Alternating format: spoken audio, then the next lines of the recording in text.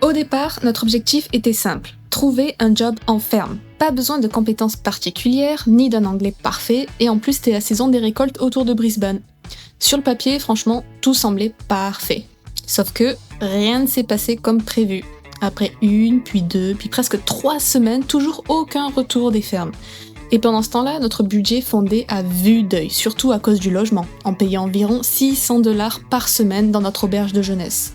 Du coup, on a dû réagir vite. Pour économiser, on s'est tourné vers Helpix. Alors qu'est-ce que c'est ? C'est une appli qui permet de travailler quelques heures par jour en échange de logements gratuits. C'est vraiment une vraie bouée de sauvetage. Du coup, direction la Sunshine Coast, qui est une région à environ 1h30, 2h au nord de Brisbane. Petit plot twist, on s'est retrouvé bûcheron sur la Sunshine Coast. Je vais faire bûcheron. 4 heures de taf par jour, une caravane, nourriture gratuite. Bon, c'était bien physique, mais ça nous a permis de souffler un peu financièrement et de repartir sur de bonnes bases. Après une semaine passée à la Sunshine Coast, nous avons décidé de retourner sur Brisbane car il y avait plus de chances que l'on trouve un travail dans une grande ville. Et là, au bout d'une semaine, tout bascule. Jérémy décroche enfin son premier job dans la mécanique vélo chez 99 Bikes. Et moi, 2 semaines plus tard, je trouve aussi du travail dans le nettoyage d'appartements Airbnb. Tous les deux, en complément, on travaille pour Uber Eats, où on fait des livraisons de repas à domicile. Petit à petit, notre situation se stabilise. Aujourd'hui, on arrive même à mettre entre 600 et 800 € de côté chaque semaine. Donc franchement, on est plutôt content. Alors oui, on travaille beaucoup, 6 jours sur 7, mais on a un objectif clair, faire de l'argent pour continuer notre aventure. Mais on va pas se mentir, on n'est pas venu en Australie juste pour gagner de l'argent. On est surtout là pour explorer, découvrir et en prendre plein les yeux. Et justement, dans la suite de cette vidéo, on vous emmène avec nous à la découverte de 5 lieux incontournables à faire à Brisbane et ses alentours. Des endroits qu'on a vraiment adorés. On commence tout de suite avec Gold Coast, qui se situe à environ 1 heure au sud de Brisbane. Ce qui marque rapidement, c'est cette ligne de building hyper moderne juste au bord de l'océan. Les tours sont littéralement collées à la plage, donc tu peux tout autant profiter des commerces de la ville que te faire une petite balade à vélo le long de la côte. On a vraiment l'impression d'être à Miami ou à Dubaï, mais avec des vagues incroyables juste en face. Et justement, le surf ici, c'est la religion. Que tu sois débutant ou confirmé, il y a des spots pour tout le monde à Gold Coast. Les locaux vont souvent à Burleigh Heads, qui se situe plus au sud de Gold Coast, pour des vagues plus sérieuses, pendant que Surfer Paradise, que vous pouvez voir ici, est parfait pour se baigner et surfer tranquillement. Et si tu veux voir un autre côté beaucoup plus calme et nature, je te conseille vraiment d'aller au parc Koombaba. C'est un vrai petit paradis juste à côté de la ville. Tu peux faire des balades à pied ou à vélo au milieu des mangroves, des kangourous et même des koalas. C'est super reposant et ça change complètement de l'ambiance des gratte-ciel et des plages bondées. Les kangourous, franchement, vous avez 100% de chances de les voir. Les koalas, par contre, il faut quand même chercher dans les branches des eucalyptus et il faut avoir vraiment de la chance de pouvoir les voir bouger parce qu'en réalité, ils dorment jusqu'à 22 heures par jour. Gold Coast, c'est vraiment ça. Tu peux passer d'un décor de building ultra moderne au bord de l'eau à une balade tranquille dans la nature en moins de 20 minutes.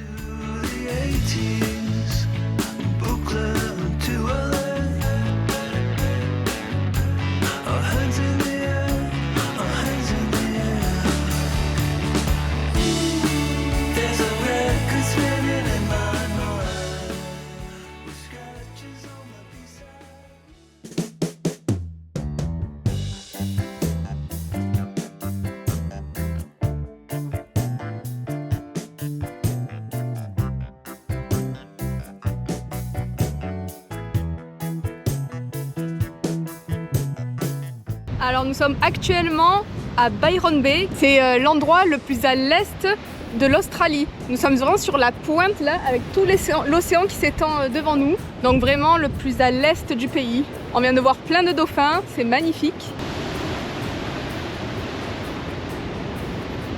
Byron Bay qui se situe à environ 2 heures vers le sud de Brisbane. Donc si vous voulez faire à la journée, c'est possible. Byron Bay, c'est une petite ville d'environ 6000 habitants avec une ambiance ultra relax et une vibe hippie super agréable. On adore vraiment ses marchés, ses boutiques et surtout ses plages magnifiques. Pendant votre séjour, je vous conseille vraiment de faire la petite randonnée le long de la côte jusqu'au fameux phare de Byron Bay. Le sentier est super joli, pas trop difficile et la vue depuis le haut est incroyable. Sur le chemin, si vous avez de la chance, vous pouvez observer des animaux marins. Nous, on a eu vraiment de la chance car les dauphins nous ont offert un véritable show inoubliable.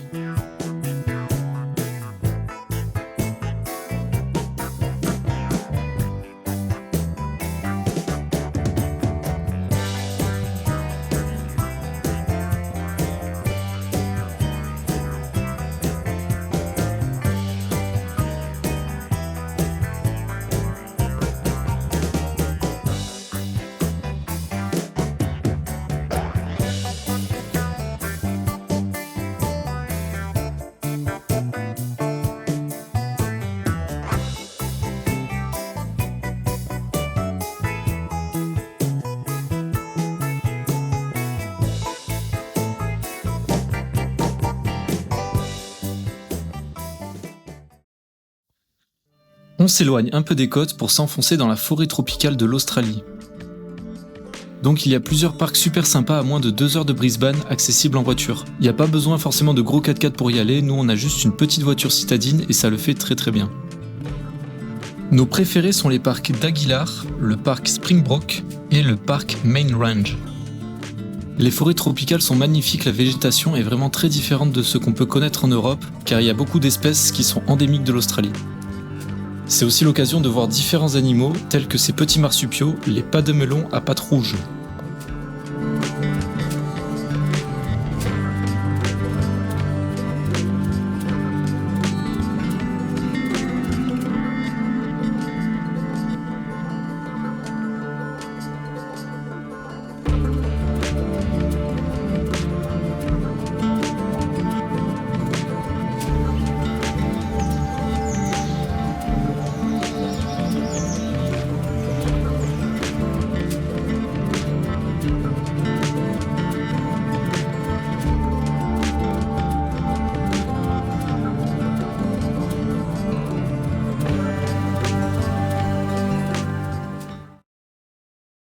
Quatrième lieu incontournable à faire autour de Brisbane, c'est l'île North Stradbroke Island, ou tout simplement Stradgy pour les locaux. C'est la deuxième plus grande île de sable au monde, juste après Fraser Island, et elle se trouve à seulement 30-40 minutes à ferry de Brisbane, dans la Moreton Bay. Le ferry est à 20$ par personne aller-retour, et si vous n'avez pas de voiture, vous pouvez facilement vous déplacer en bus sur l'île.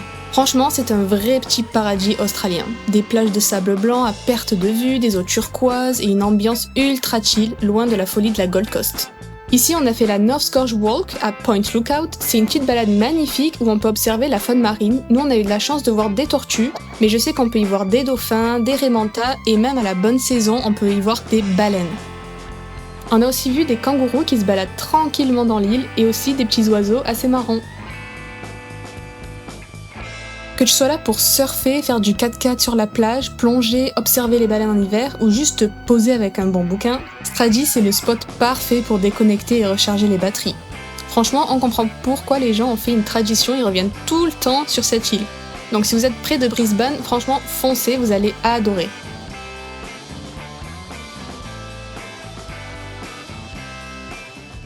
Alors, on continue notre série des incontournables de Brisbane et ses alentours, et on en est déjà au 5e spot, et celui-là c'est le cœur même de la ville. Aujourd'hui, on vous amène découvrir le centre de Brisbane avec ses 3 pépites, Southbank, le Mont Coot-tha et le Jardin botanique. On commence par Southbank, c'est le spot préféré des habitants, un énorme parc au bord de la rivière avec sa plage artificielle Streets Beach où tu peux te baigner en plein centre-ville. On a adoré se balader sur la promenade, monter sur la grande roue pour une vue incroyable sur la skyline, et aussi le soir, c'est vraiment une ambiance hyper vivante avec des restos et des marchés. Ensuite, on monte au Mont Coot-tha, c'est le plus haut point de Brisbane. La vue panoramique sur toute la ville, la rivière et jusqu'à Moreton Bay est juste spectaculaire, surtout au coucher du soleil. Si vous n'avez pas de voiture, pas de problème, vous pouvez facilement y accéder en transport en commun. Et on termine enfin en douceur avec le jardin botanique. C'est un vrai oasis de calme en plein CBD avec des arbres immenses, des jardins trop beaux et des coins parfaits pour pique-niquer. Franchement, ce 5e spot montre parfaitement pourquoi Brisbane est une ville si agréable, un super mix entre urbanité, nature et détente.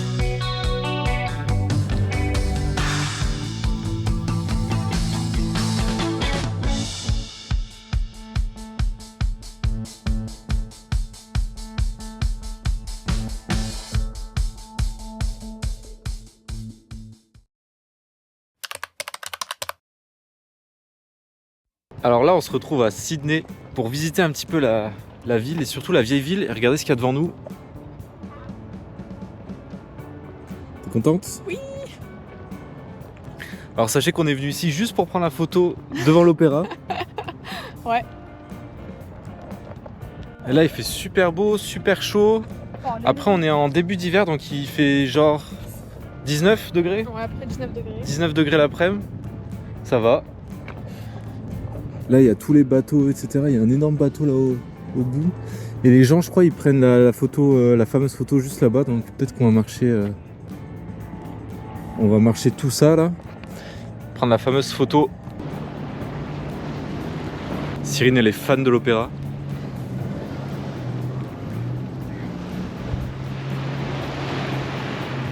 On est au pays de Nemo.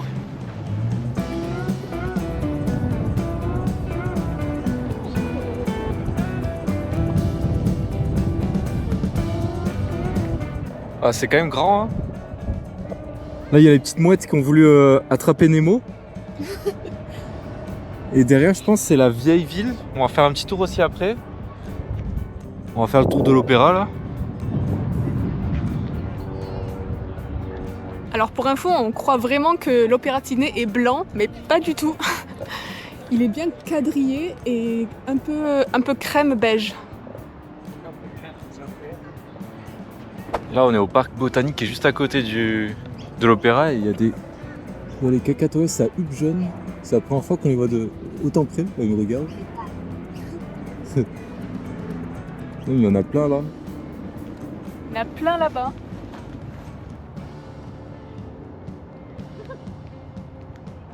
C'est trop marrant, ils mangent en fait avec leurs doigts, on dirait. On est vraiment les touristes à filmer ça, en fait pour eux c'est des pigeons ici.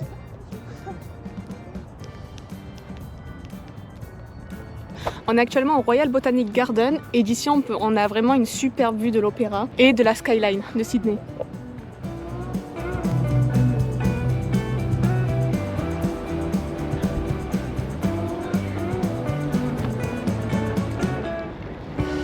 Voilà, on se balade sur les quais, on s'est posé un petit parc avec le Hungry Jack's. C'est le Burger King d'Australie. Franchement, la vue est pas mal. Hein. Ouais, vue sur Opéra, vue sur les quais. Et derrière, il y a la vieille ville qu'on va voir après. Mais franchement, c'est super grand. Il y a beaucoup de monde de partout. On dirait qu'on est aux États-Unis, quoi. C'est énorme. Bon, voilà, on va déguster ça. On est actuellement au quartier The Rock. C'est la ville historique de Sydney. Donc quand les colons sont arrivés, c'est ici qu'ils ont construit la ville en tout premier. Et là, on est dans un petit marché. Petit marché sympa.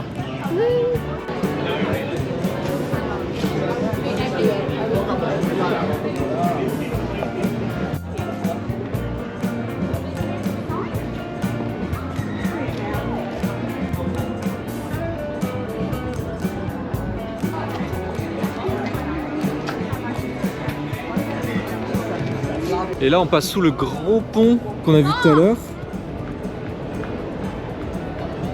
Et on a regardé, c'est entre 300 et 400 $ pour pouvoir escalader, vraiment aller tout en haut à pied et prendre une petite photo. Donc on a décidé de pas le faire.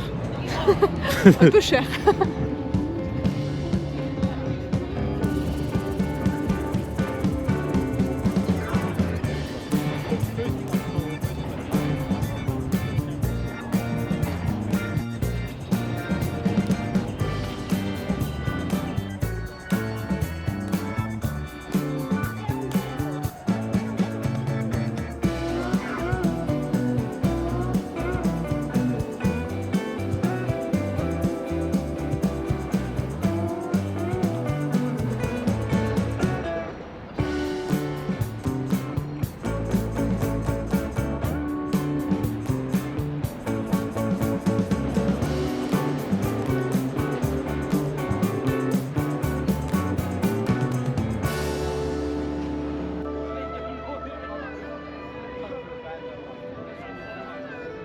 Nous voici maintenant à Katoomba, qui se situe à 2 heures en voiture de Sydney. On a loué une voiture du coup pour venir ici, pour voir les fameuses Blue Mountains. Là on va d'abord commencer par les Three Sisters. Apparemment c'est un panorama avec un point de vue incroyable. Donc voilà, là on s'est garé et on va découvrir ça.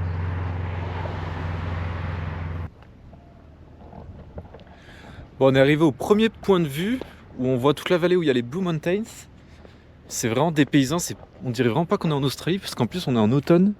Il y a les arbres qui perdent leurs feuilles et tout, on se croirait vraiment dans, je sais pas, dans les Alpes ou quoi, mais c'est vraiment dépaysant, c'est pas pareil que ce qu'on voit depuis le début. Mais ça a l'air quand même assez impressionnant. Ici on est à 900 mètres d'altitude. Donc voilà les Blue Mountains, n'hésitez pas à dire en commentaire si c'est surcoté ou pas.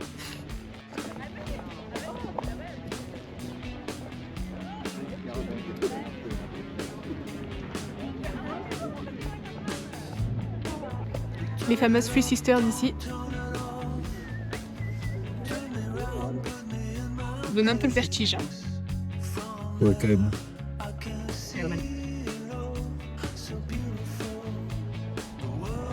Pourquoi on appelle ça les Blue Mountains? Je ne sais pas. On dirait que ça fait des reflets un peu bleus ici. Alors pourquoi ça s'appelle les Blue Mountains? Eh bien tout simplement, c'est une forêt d'eucalyptus. Donc l'huile d'eucalyptus s'évapore au soleil et se mélange aux particules de poussière dans l'air. Et avec la lumière du soleil, ça crée un petit aspect bleuté à l'horizon. Comme ceci là? Ouais. On a eu l'explication. Attention pour ceux qui ont le vertige.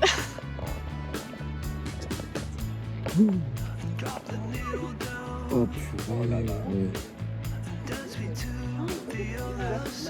Non là c'est chaud. Là on voit bien qu'il y a une rivière qui se creuse en bas. On voit une petite ligne entre les arbres et on entend même l'eau qui ruisselle. Ouais, non mais là c'est horrible. C'est horrible. En plus la passerelle là, elle repose vraiment sur rien. Elle va s'effondrer. Bon là on fait une petite rando qui va du point de vue des Blue Mountains à des cascades apparemment.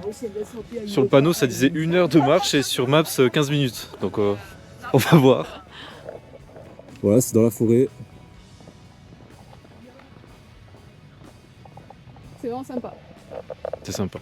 On arrive à un autre point de vue. Bon c'est pareil. C'est plus ou moins pareil. Mais après pour aller aux cascades faut descendre là.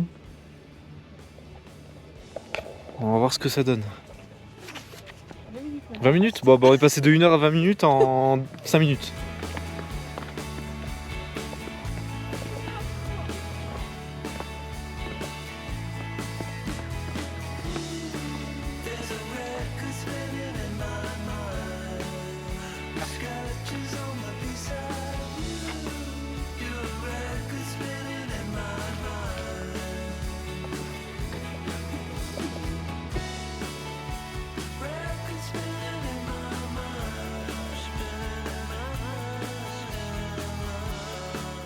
Bon, on est arrivé à la fameuse cascade qui se trouve juste là. Toute petite cascade. On a mis 20 minutes.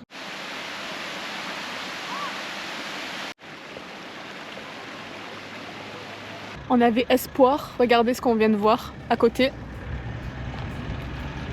Crêpes de France, on avait espoir que ce soit ouvert. Malheureusement non. Une bonne crêpe française avec du Nutella, là. Parfait.